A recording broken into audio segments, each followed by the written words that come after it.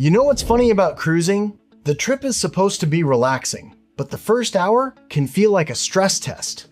You're hungry, your phone's dying, you're surrounded by signs you don't understand yet, and somehow you're already lost 5 feet from the elevator. So if you've ever boarded a ship excited and then immediately overwhelmed, you're normal. In this video, I'm giving you cruise hacks that make the trip smoother right away. Little moves that save time, save money, and keep day one from turning into chaos, so you actually feel like you're on vacation. If you only follow one chapter in this whole video, make it this one, because the start of the trip sets the tone for everything.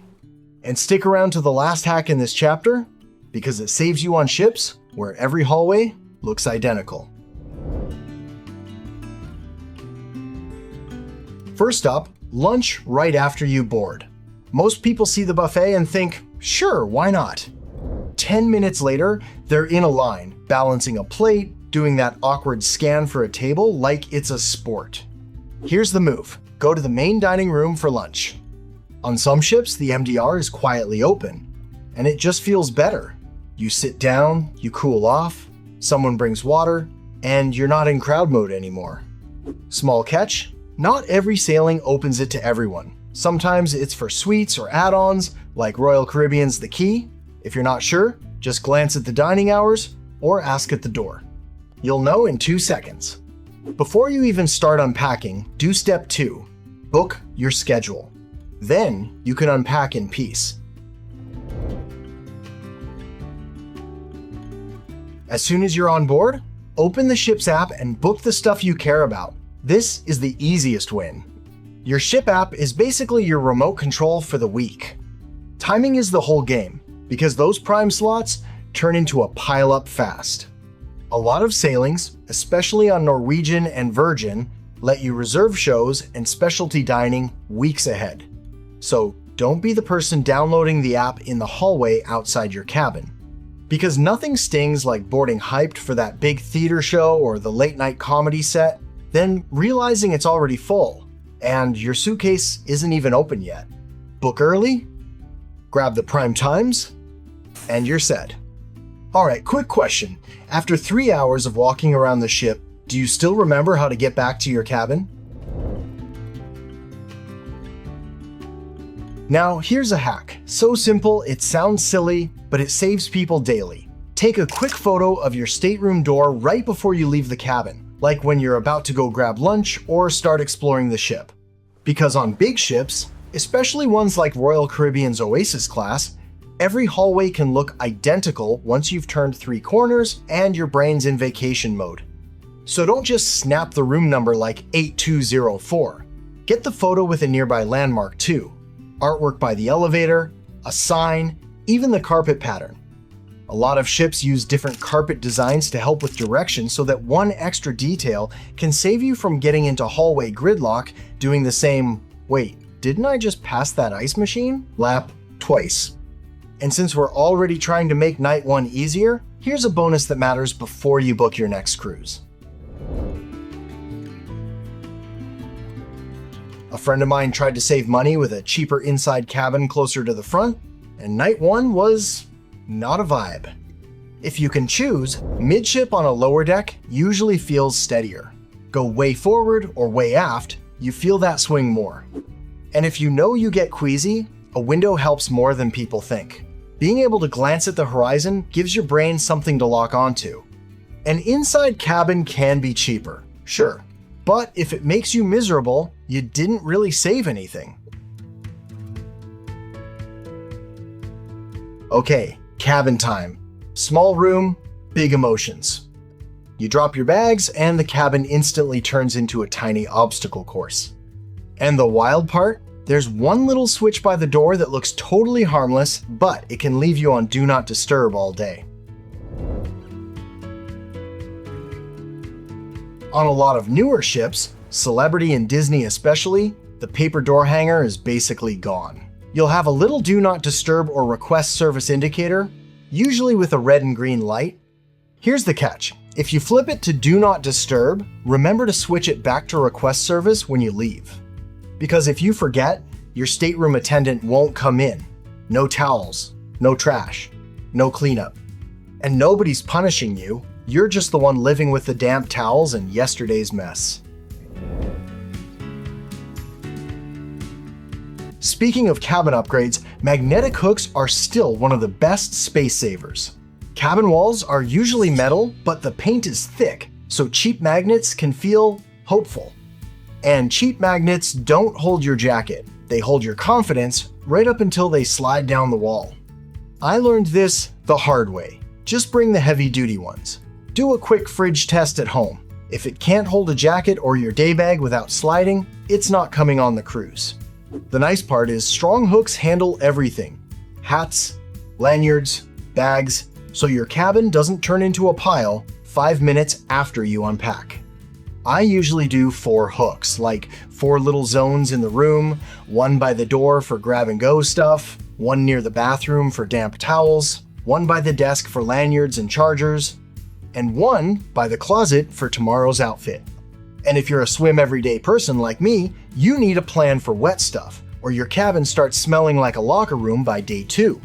Before you pack a travel clothesline, check the cabin amenities list or message the cruise line. If it's built in, leave yours at home. If you can't get a straight answer, toss a tiny one in. It weighs nothing and saves you from hanging swimsuits on chairs like it's an art exhibit. Cabin power is one of those tiny things that can quietly ruin your mood at night. A lot of lines will confiscate power strips, especially anything with surge protection, and some even ban extension cords. And this is one of those areas where rules can vary by cruise line, and sometimes even by ship. Royal Caribbean bans both, Disney's strict too, and some Carnival brands say a plain non-surge extension cord may be allowed, so the safest play is a multi-port USB wall charger. Want one more outlet without the drama? Pack a simple European travel adapter. Most cabins are short on US plugs, but you'll often see that round European-style socket sitting there unused. The adapter turns it into an extra charging spot, perfect when you've got phones, a watch, a battery pack, and one device that refuses to leave 7%. Before you use that EU outlet, check the voltage label. If it doesn't say 110 to 240 volts, don't plug it in, especially hair tools. That 220 volt socket can fry them. That's one extra charging spot, so you're not taking turns charging everything all night. Now the part where cruises quietly drain your wallet, unless you do these. This chapter can save you the most without changing your itinerary, your ship, or your vibe. Cruises are great at turning free vacation vibes into "how did I spend $93 on snacks?" If your line allows it, bringing one sealed bottle of wine on embarkation day is an easy little win. Just check the exact allowance for your ship once before you pack. If you show up with something they don't allow, security can hold it. Sometimes you get it back at the end, sometimes you don't. And here's the pro move. Keep it in your cabin. Don't bring it to the dining room and ask them to open it for you. That's usually where the corkage fee shows up.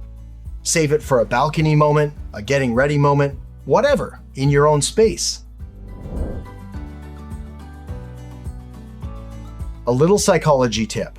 I always carry a little stack of small bills, 1s, 2s, 5s, so I can tip right in the moment when someone makes my trip feel smoother. Like if your room attendant knocks out a small request for you, or the bartender's getting slammed but still stays kind, or someone helps you before you even have time to get stressed. And to be clear, this isn't a bribe, it's just a quick, polite thank you like, "Hey, I appreciate you." No need to make it a big thing. Smile, say thanks, hand it over, keep it moving. The whole week feels friendlier. On a port day morning, getting stuck in the buffet at peak time can burn half an hour. This hack saves that time. Instead of arguing with the buffet on a crowded morning, use your remote filter breakfast. Then pick the quiet included spot that's actually open.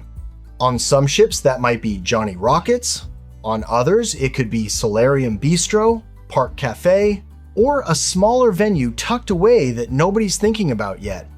The point isn't the name, It's using the ship's schedule to find the calm option before you walk into peak chaos.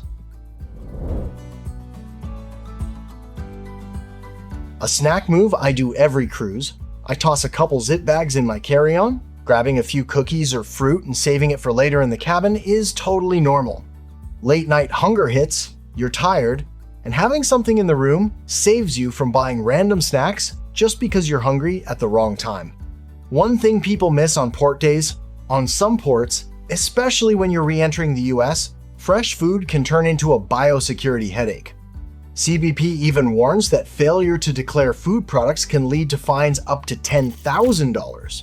So for shore days, I stick to factory-sealed snacks still in the original wrapper. 2 quick checks to do before you even step on the ship: repricing, and then a shareholder perk I'll mention right after this. First, repricing before final payment. This is the 60-second check that can save you hundreds. Cruise pricing moves constantly. If your fare drops before final payment, some lines may let you adjust the rate, grab onboard credit, or upgrade cabins, depending on the rules. So make it a tiny ritual. Set one reminder to check your price a couple times before final payment. It's not glamorous, but it's the easiest "I just saved money" moment you can have without doing anything extra. Okay, this next one is more of an advanced mode tip, definitely for frequent cruisers. Some big cruise companies offer onboard credit if you own around 100 shares of their stock. If you sail a lot, it can be a nice little bonus that keeps showing up on eligible trips. Just keeping it real, it's only worth considering if you already invest and you're already comfortable owning stock, because prices move and the perk doesn't magically make that risk go away. And if you do it, send the proof before you sail. If you wait until you're already on board, it usually won't get applied in time. The best cruises aren't just about what you do on board. It's about how easy the whole trip feels, start to finish. This chapter is the Make Life Easier trio. A wake-up move you can use any morning without relying on your phone, a smarter plan for a late flight day, and an elevator trick that saves you time when everyone's trying to leave at once. A vacation morning upgrade I love. Use room service as my alarm. Coffee plus a polite knock beats my phone yelling at you at 7 a.m. However, a lot of ships charge a delivery or service fee for room service, even for something simple like coffee or breakfast. So, check the room service menu before you order, otherwise you'll keep paying for convenience without realizing it. If you've got a late flight home, please don't do the 6-hour airport marathon after a cruise. That's a special kind of exhaustion. Like, your body is there, but your brain already went home. What I like to do instead is grab a day room or a resort pass for a few hours. I get a real shower, a comfy place to sit, the kids can chill out, I can recharge everything without guarding one lonely outlet, and then I roll into the airport feeling human. Just don't wait until the last minute. During peak season, these can sell out fast, especially in busy port cities. Disembark morning? Elevators are a nightmare. If you're hauling your own suitcase, don't get stuck in that mid-deck crowd. My move is simple: hit the up button. You'll catch an emptier elevator coming down from the top, then you just stand there while it flips and heads down. It sounds sneaky, but it's legal, and it can get you off the ship a solid 20 minutes faster. Now, I really want to hear from you. What cruise hack do you swear by? What's the one thing you do every sailing that instantly makes the trip smoother? Drop it in the comments, because I'm genuinely excited to hear the tips I didn't cover in this video, and I know other cruisers are too. If this helps, hit like, subscribe for more travel tips that actually work in real life, and send this to the friend who always shows up to the buffet on day one, like it's the Hunger Games.